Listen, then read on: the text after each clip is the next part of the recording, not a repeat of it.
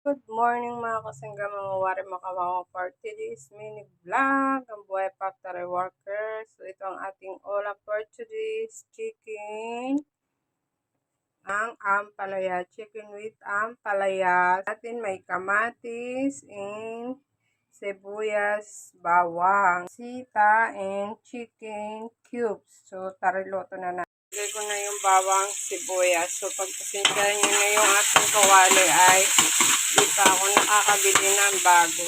So, kamatis.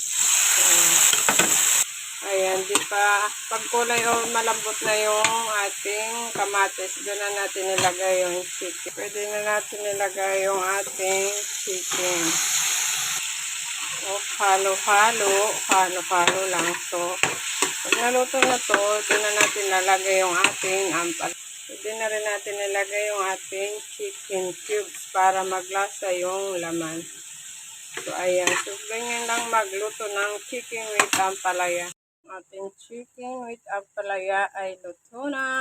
So, hindi ko na hinalo yung ampalaya kasi baka pumait. Dapat pagkalagay ng ampalaya, huwag nyo na haluin. Chicken with ampalaya with daw. Sige, thank you for watching mga kasingkirong makawaray. Maraming salamat.